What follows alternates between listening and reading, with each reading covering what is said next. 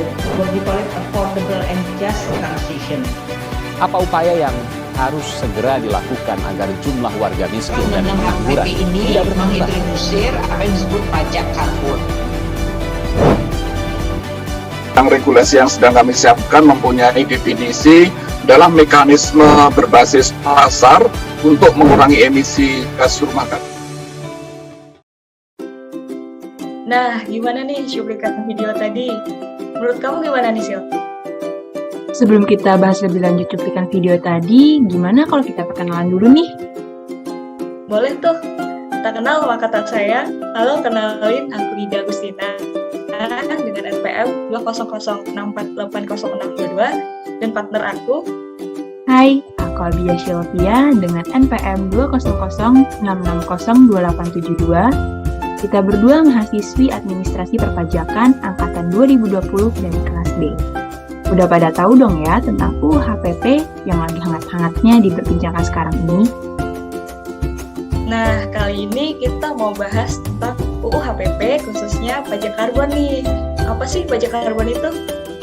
Jadi, untuk lebih jelasnya tentang pajak karbon, tonton video ini sampai habis ya.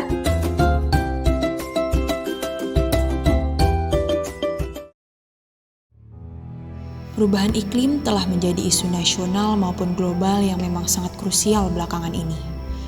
Perubahan iklim yang sebagian besar disebabkan oleh emisi karbon sudah menjadi satu masalah yang memerlukan penanganan dalam bentuk kerjasama internasional.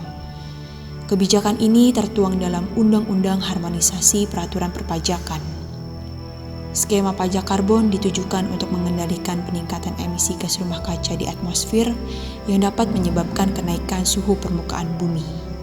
Salah satu usaha yang dilakukan oleh negara-negara di dunia untuk mengurangi dampak dari perubahan iklim adalah dengan lahirnya Konvensi Kerangka Kerja tentang Perubahan Iklim. Indonesia, sebagai salah satu negara anggota United Nations Framework Convention on Climate Change, menyatakan ikut berkomitmen menurunkan tingkat emisi sebanyak 29% hingga 41% pada tahun 2030 dengan kerjasama internasional yang dituangkan dalam dokumen Nationally Determined Contribution sesuai dengan Persetujuan Paris atau Paris Agreement, dan secara bersamaan pula Indonesia berkomitmen untuk meningkatkan ketahanan terhadap dampak perubahan iklim. Pajak karbon atau carbon tax adalah pajak yang dikenakan atas pemakaian bahan bakar berbasis karbon, yaitu seperti produk olahan minyak bumi, gas bumi, dan batu bara. Pajak karbon dapat menambah biaya produksi energi fosil seperti batu bara yang saat ini menjadi sumber energi termurah untuk membangkit listrik. Dengan adanya pajak karbon, harga energi baru terbarukan atau New Renewable Energy dapat bersaing dengan harga energi fosil dan bahan bakar berbasis karbon.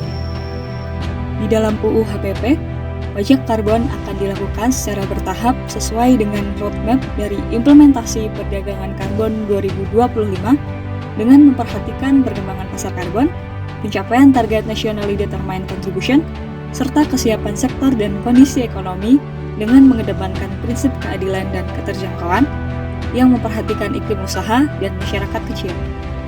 Pemerintah membutuhkan instrumen di dalam melaksanakan komitmen tersebut melalui perdagangan karbon atau carbon trading.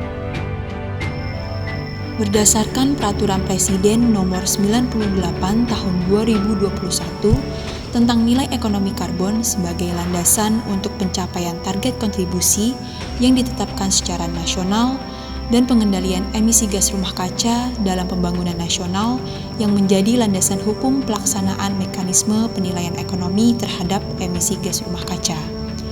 Kebijakan tersebut mengatur penyelenggaraan perdagangan karbon, pungutan atas emisi karbon, pembayaran berbasis kinerja atas penurunan emisi karbon. Indonesia memiliki potensi menjadi pasar utama dan pasar karbon di dunia.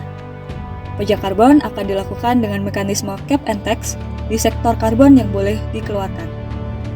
Pada skema perdagangan karbon, entitas yang menghasilkan emisi lebih dari cap diharuskan membeli sertifikat izin emisi atau SIE entitas lain yang emisinya di bawah cap. Selain itu, entitas juga dapat membeli sertifikat penurunan emisi atau SPE.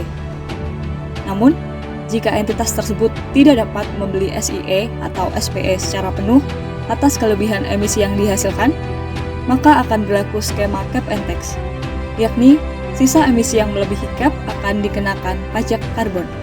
Pengenaan pajak karbon sebagai komitmen Indonesia terhadap green economy mulai berlaku per 1 April 2022. Di tahap awal, pajak karbon akan dikenakan terhadap badan yang bergerak di bidang pembangkit listrik bertenaga uap batubara. Pemerintah akan mengenakan pajak karbon sebesar Rp30.000 per kilogram karbon dioksida ekuivalen atau satuan yang setara. Tentu, yang paling banyak terkena dampak dari penerapan pajak karbon adalah sektor kelistrikan, terutama pembangkit listrik bertenaga batubara. Indonesia telah berkomitmen untuk melakukan transisi energi, salah satunya dengan mengakhiri penggunaan energi, khusus pada PLTU batubara. Menurut data Bank Dunia, per 1 April 2021, setidaknya 27 negara telah berinisiatif mengenakan skema pajak karbon dengan ragam teknis penerapan. Yang paling menyita perhatian ialah penerapan di Swedia yang sejak tahun 1991 telah akrab dengan pajak karbon, dan pada tahun 2021 tarif di negara tersebut menjadi yang tertinggi di dunia, yaitu $130 per ton CO2. Terdapat 3 faktor utama keberhasilan Swedia dalam menerapkan pajak karbon. Selain masuk ke kas negara, penerimaan juga digunakan untuk meringankan pajak lain. Saat pajak karbon diterapkan, PPh badan diturunkan menjadi 27%. Terakhir, aturan administratif atas penerapan pajak karbon dibuat mudah. Pemerintah dinilai perlu melakukan sosialisasi yang masif sebelum menerapkan kebijakan pajak karbon untuk mengurangi potensi penolakan. Kombinasi mekanisme penerapan nilai ekonomi karbon melalui cap and trade serta pajak karbon dinilai efektif untuk mengakselerasi penerapan nilai ekonomi karbon. Contohnya, sektor ketenaga listrikan bisa menggunakan skema cap and trade sebagai mekanisme untuk mitigasi emisi karbon. Di sisi lain, pajak karbon dapat diterapkan misalnya pada sektor transportasi, di mana setiap volume bahan bakar fosil yang dijual telah memperhitungkan pajak karbon atas emisi dari bahan bakar tersebut, sehingga perhitungan dan dasar pengenaan pajak karbon atas bahan bakar di sektor transportasi bisa menjadi lebih mudah dan lebih transparan. Pandemi selalu menjadi sesuatu yang pelik. Banyak khalayak yang menyatakan muskil untuk menanggulanginya secara bersamaan. Pajak karbon dapat menjadi sumber penerimaan baru pasca pandemi COVID-19 untuk negara. Berlakunya peraturan ini dapat mendorong pengurangan emisi karbon, sehingga dapat mengurangi pemanasan global. Selain itu, dampak positif yang dapat ditimbulkan adalah meningkatnya pendapatan pemerintah dari segi penerimaan pajak, mendorong konsumen dan pengusaha lebih hemat energi dan berinvestasi pada teknologi hemat energi, serta munculnya kesederhanaan administrasi dalam pemungutan pajak. Demi menciptakan bumi sebagai tempat yang layak ditinggali generasi selanjutnya, pajak karbon patut didukung sebagai langkah awal untuk memulainya.